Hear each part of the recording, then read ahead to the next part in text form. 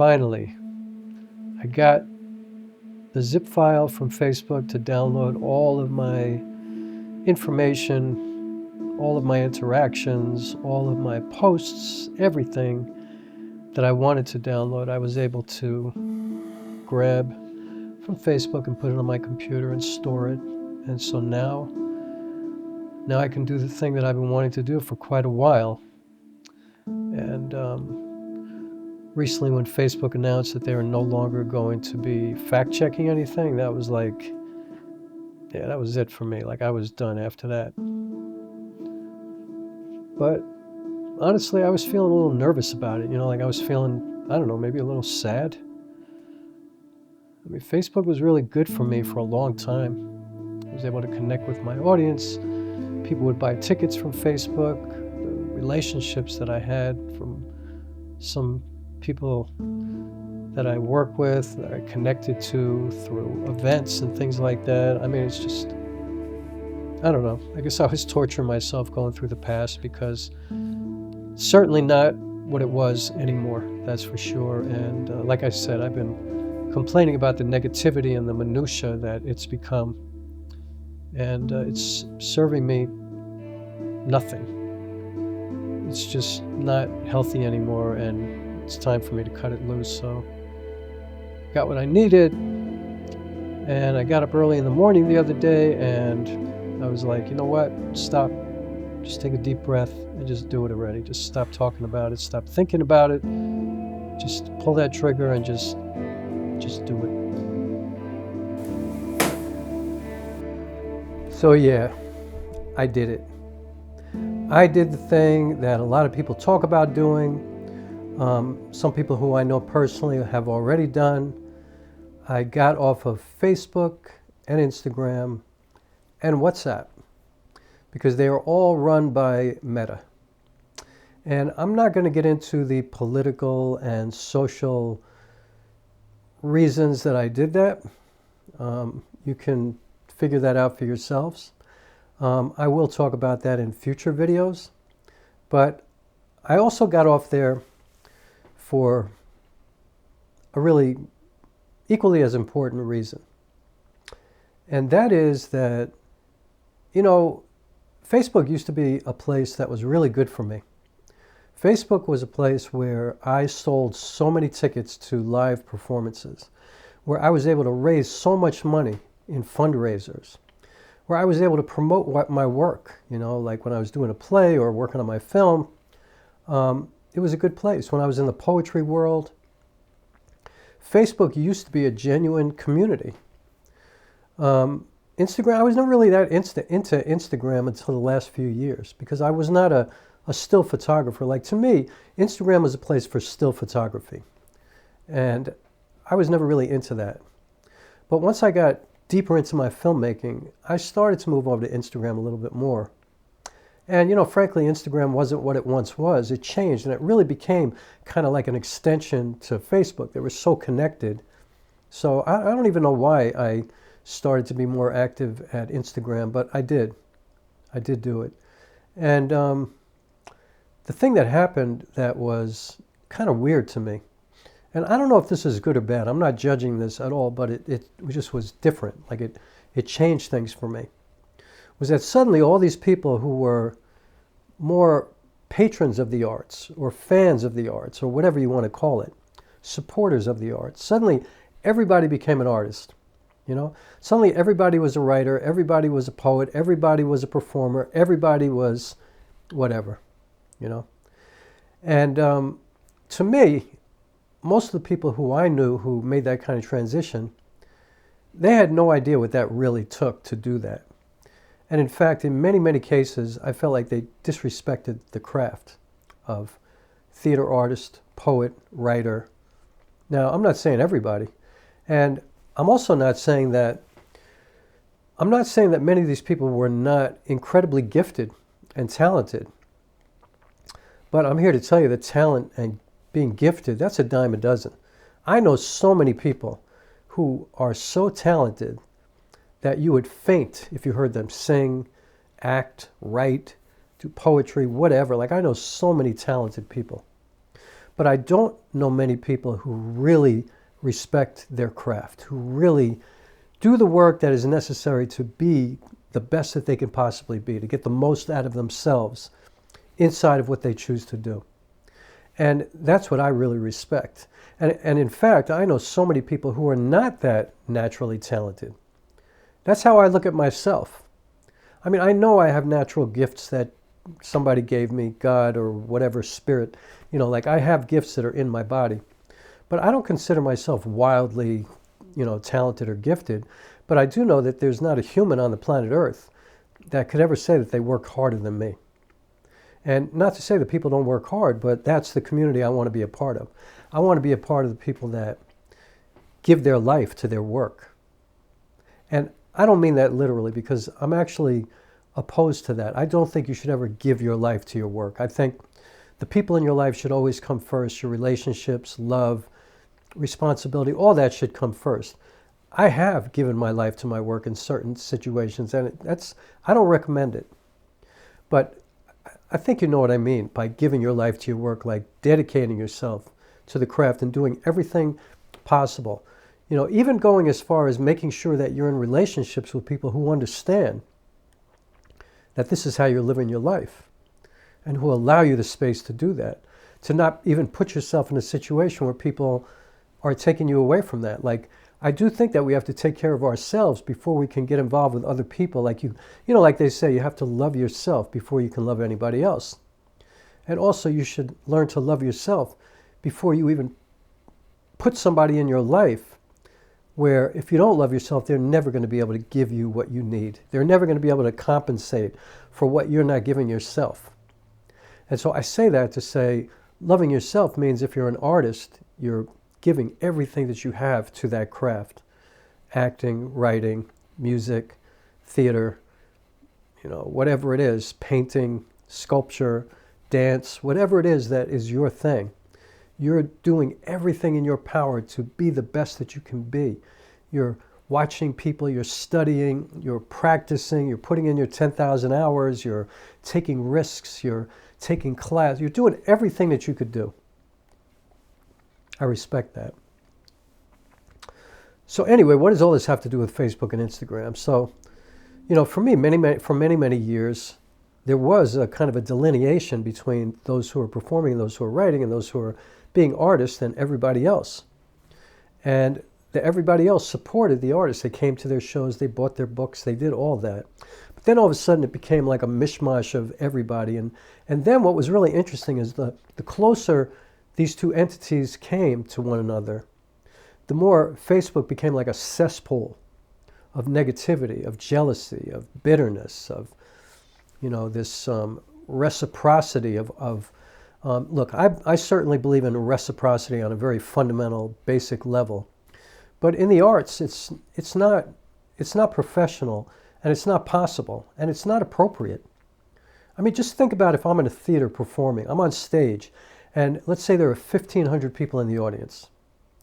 How am I going to support all those people now? Like, am I responsible to buy everybody's book in that audience if they write a book, or to go to all their shows? And what if I don't like what they do? I don't want anybody coming to see my work if you don't like what I do. I ain't mad at you if you don't do that. And I'm telling you right now, and I wrote this in a comment this morning at YouTube, and I told somebody who made a video about this, that, you know, honestly, if I don't like what you're doing, I'm not watching your videos. I'm not doing that. I'm not even going to front. Why would anybody do that? You know, it's just natural to go to the things that resonate with you, that make you feel familiar and like it's a part of you, and it inspires you and it interests you and it's compelling. You don't just do it to support people. And, you know, look, every once in a while it's fine, but that's not real. That's like being a musician and having a band, and everybody in the audience is somebody you know personally at every show. That doesn't mean you're making it. You know, you're not getting out there. What really means something is when you get out there and you don't know anybody, and suddenly it's people who you've never met before, and people who just found your work, and they just keep coming back, and they're interested in what you're doing because you're actually doing it, doing the work, and kind of breaking that glass ceiling and getting out there beyond your friends and family. But most people can't get to that. That's really hard. I mean, it's kind of ironic because I remember when I was doing a show off Broadway, it was like the biggest thing I had ever done in my life. It took me 6 years to get to that point. I was doing 8 shows a week for months. And I rarely saw people that I knew in the audience, and it made me feel lonely and sad because, see, in my situation, it was a little bit different because I had switched careers when I was 48 years old. Like, I completely left everything, and I started over in something new. And 6 years later, 6 years of hard work, 6 years of sacrifice, 6 years of failing over and over again, but 6 years of getting out there and doing it every day, of being in front of people 350 days a year for 6 years, performing. I mastered it. I mastered that particular project. You know, you never really master your craft, but you do master each individual project. You get the most out of it. You just, you know, there's not a drop left by the time you finish. That's why it took 6 years. It took a lot of development. It took a lot of learning. It took a lot of collaboration. I was lucky to have the most incredible director at that time, who also happened to be my dramaturge. And a lot of people didn't allow me to change. They still looked at me as a musician. They wouldn't accept it, and they didn't respect it, you know. They judged it without even seeing it, without even knowing. And, you know, in many cases, some people even saw it, but they couldn't even get to it, you know what I mean? They couldn't even see how good it was. They couldn't see what all the reviewers were saying. They couldn't see why every show was sold out for all those years. They couldn't see how it was winning all these festivals, how I was getting all this acclaim. They couldn't see it. Because to a lot of people, unless you're a celebrity, you ain't shit. And unless you're making tons of money, you ain't nothing. So anyway, Facebook became this thing where people expected like this reciprocity thing. And it's not professional. It doesn't work that way. You can't do it. And guess what? You know why? Because if you're dedicated to your own thing, first of all, you don't have time to watch everybody else's video. You don't have time to go to everybody else's show. For many years, I wasn't able to go to a lot of people's performances who were coming to my performances. But the main reason was that I was working every single day.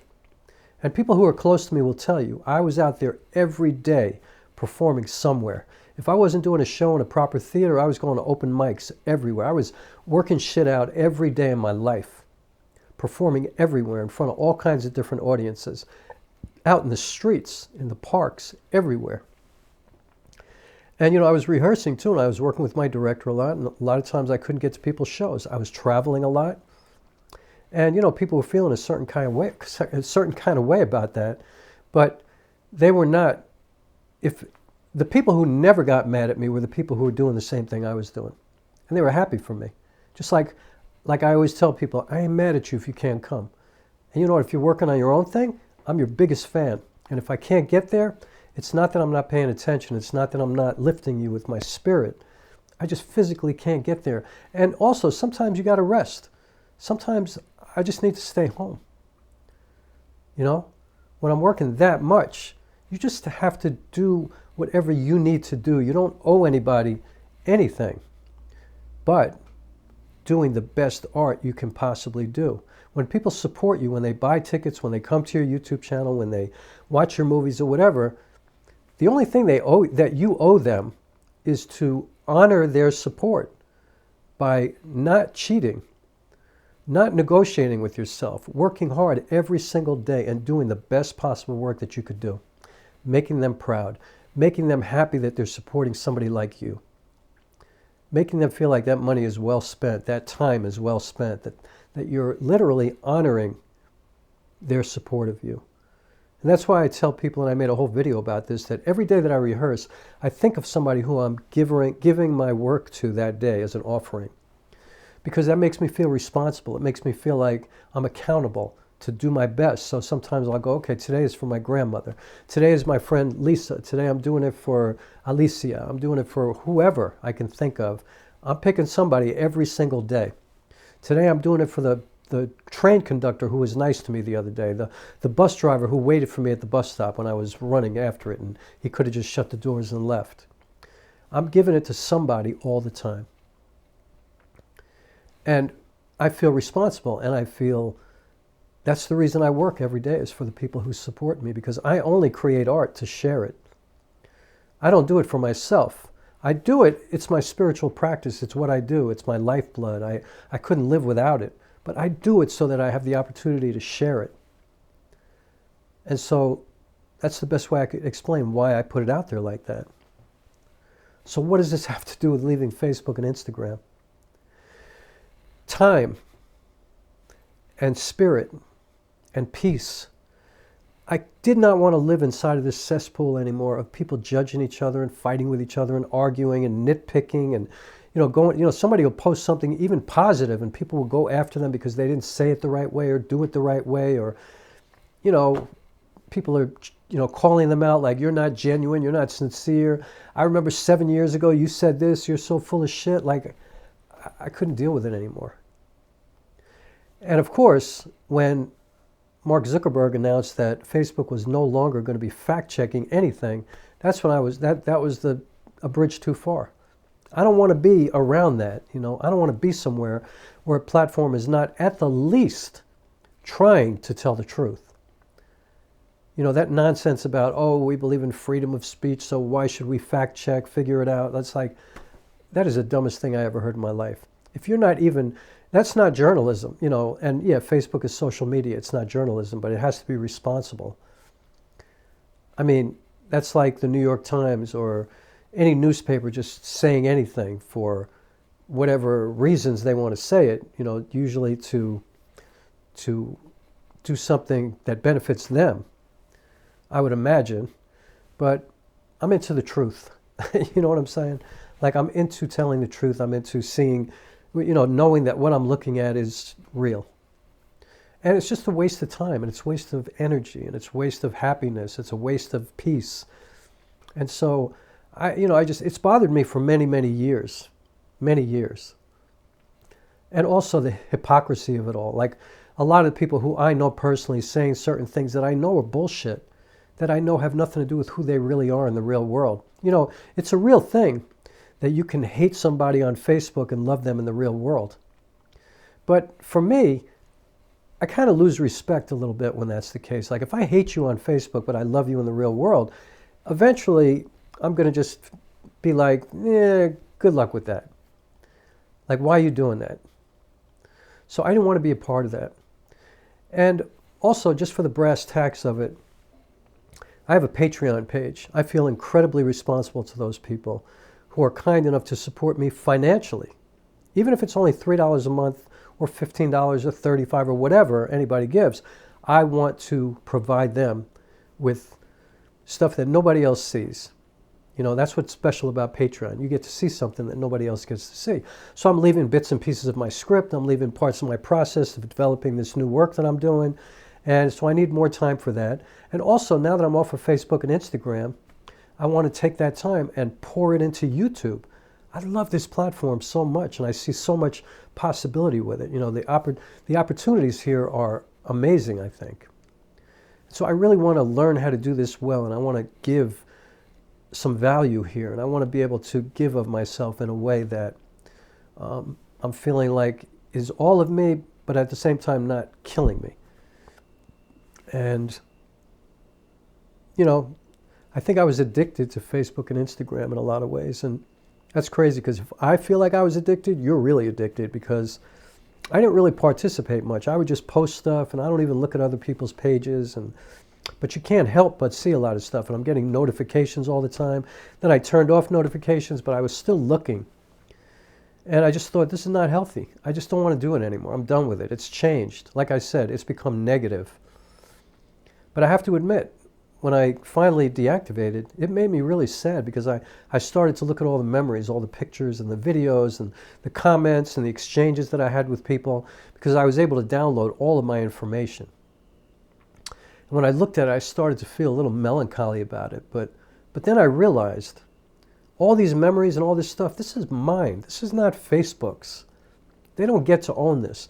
They don't get to have my personal information. They don't get to monitor me, which is what they're doing now. And they don't get to, have me be a part of this madness where you don't even know what's real and what's not real. So I downloaded as much as I could, but I have everything I need. I got my videos, I got my pictures, I got my exchanges. The people who I love and who I really care about, they're probably on my mailing list, or we have each other's phone number. I reached out to some specific people saying, hey, let's make sure we have each other's contact information. And am I really going to keep in touch with a lot of these people? Maybe, but I doubt it. But I want my life to be more real than ever. You know, I feel like Facebook and Instagram have taken some of the reality out of my life, and I don't appreciate that. And I'm not saying this is right for anybody else, and I'm not telling anybody else what to do, but I'm just explaining what it felt like to me and how I really want to double down here and give you more and more, and I'll have more time and more energy and more headspace for it, and I'll be able to be more creative here without interrupting my work of working on a new film or a new play and being able to serve my Patreon people. It's just much better. And so, yeah, I'm not going to lie, it was pretty difficult. And I feel a little like I left the party just when it was starting. But I don't like what the party's becoming right now, especially with everything that's going on in this country. I don't want to get my news from Facebook. I don't want to get my news from Instagram. I have my news sources that I trust. I know where to get information. I can get plenty of information right here at YouTube. And like I said, I know the professional journalism places that I trust. And that's where I'm going to go. And, you know, all you could do at this point in this country is choose the places that you believe in and do that. Be with them, you know. I just think, I think that I have the opportunity now to create art that brings people together, because that's the reason I make art, to share it and to try to bring people together. Even people who think completely differently, who live differently, who love differently, all of that. I always hope to create work that resonates with anybody. People used to say to me, what is your target audience? And I would say the entire planet Earth. And people would tell me, you can't do that. Managers would get mad at me, you know, agents, everybody would get mad at me. And I'm like, I literally mean that. I want everybody on the planet Earth to love what I do. I want to be that kind of artist. I want to disturb people with my art, but in a beautiful way, so that they're kind of taken off their comfort a little bit and they have to consider what's going on.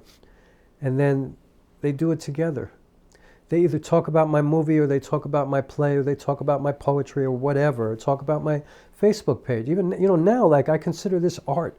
I get to sit here and talk to you, and I get to set up beautiful lights, and I get to mess with my camera, and I'm using the Panasonic S5, I'm using the Minolta Rokkor 35mm f2.8 lens, all manual. I have the my Purple Panda lavalier mic, and of course my Zoom H1N broken. I have a Boya MM1 shotgun mic up there. I got my two little lights right here, key light, hair light for the guy with no hair, but I got my hat on today anyway. I want to bring people together, and I want to give everything to it. And so, yeah, I'm good, man. I'm good. Facebook, be gone. Instagram, be gone. I'm out. I ain't with it. It's a weird place anyway. I get all these crazy messages now. I get all these naked women coming to my Instagram channel trying to friend me. I'm like, how did this even happen? Who are these people? Who are these people? Now when I go to Facebook and I look at the page, well, not now because now I'm out, but, you know, recently, it's like none of my friends are on my timeline anymore. Nobody I know is on my timeline on Instagram anymore. It's like, what are they doing? I think it's very intentional what's happening. But I'm not here to try to figure it out. I don't really care. I don't care what's going on Facebook and Instagram. I don't care why. I don't care how. I ain't putting any more energy into that. I'm putting all my energy into doing the work. Doing the work. Living out in the real world. Trying to see more people in the real world. Sharing meals with people I care about. Talking to people. Hanging out. Like getting out there live. And taking all of that in and then making art out of it and then sharing it with you, with everybody. That's what I'm about. I ain't about all this other stuff. I don't want to be a part of it. I don't want to be a part of the minutia, the yelling and screaming, and I ain't with it. You know, and I'm positive that when something monumental is happening, everybody in my life is going to tell me about it, so I don't need to see it on my phone 7,000 times a day. I don't need to get the news, you know, the moment it happens everywhere on Earth. Nah. I need to step away and make art. Work on my film, work on my theater, do YouTube, serve my Patreon people, practice my guitar, have my spiritual practice every single day, and have social media nowhere near that. And I say that because I don't consider YouTube social media. This is nothing like Facebook or Instagram. And I never even had a TikTok page, and I don't even know what Blue Sky is. People are like, oh, see that Blue Sky? I'm like, what? I don't even know what that is because I'm really not interested. I don't want to be a part of any of that. I guess I'm kind of taking a stand against social media in a way. I'm a filmmaker. I'm an artist. I'm a person who shares. I don't consider any of that social media. I'm not a media person. I'm a social person. I mean, I'm kind of antisocial, to be real. I'm a loner, but I crave being around people. That's why I love performing live, and I love sharing my films and screenings and stuff and going to festivals. And I love that. I love being around people. People think I don't like to collaborate, but I love to collaborate. I miss working with Stephen Bishop Seeley, my first director, because that guy, I learned so much from him, and we met every single week for years. He was so diligent and so responsible, and I got so much out of that. I miss that. I miss the relationship that I had with Reggie Gaines when I was working with him. I miss my friend Karina, who was my dramaturge for so long, and my dear, dear friend. I mean, I love these collaborations. And all my friends, you know, who are in the work like I am. My friend Slim, my friend Alicia, D Black, my friend Audrey, my friend Lisa. Like, these are dedicated, like, monsters of their work. Them I don't miss because they're in my life and they will be in my life. So that's why I got off.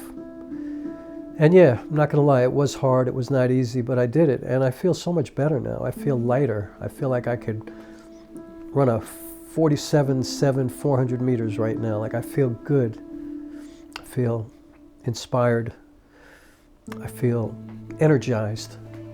I feel ready. I feel like I want to take care of myself. I feel like I want to make sure that my nutrition is good. I want to get enough rest. I want to study everything. I want to read. I want to watch films. And I just want to write. And I want to work. I don't want to get caught up in the bullshit. So I love this channel so much. If you're here and you're subscribed, man, that makes me feel so good. So yeah, maybe consider becoming a part of my Patreon channel too. That would be awesome. If it's easy for you, if you can afford that. And if you're interested, and again, I'm always thinking anybody who comes to my channel, they're here because they want to be here. I'm not trying to convince anybody to be here. I'm trying to be as open as I can so that you really get to know who I am and you love my work. And even if it's work that doesn't hit you the right way, like you're like, whoa, I'm not sure I agree with that, but damn, you did that well. That's what I'm talking about. You don't always have to agree with me, but I want it to feel beautiful. I want you to be like, damn, I kind of totally disagree with you. I hate what happened to that character, but man, that was fucking beautiful, amazing. That's a thing. That's what art is for. That's what we do. We take difficult things and we turn them into like a bed of wildflowers. That is everything. So that's what I did. And here I am. And I'm looking forward to the future. Even amidst all the madness right now, and it's very easy to be depressed and scared and be filled with fear and angst and anxiety and all this stuff. But I don't know, drop in Facebook and Instagram and WhatsApp, you know, because of my integrity and because of my beliefs and also because of all this other stuff, it just makes me feel good, happy. And right now, finding some happiness, finding joy in your life, I highly recommend that. So thank you for being here. And all of that, onward we go. Hope to see you next time. I'll be here. Hope you'll be here too. See you in a minute.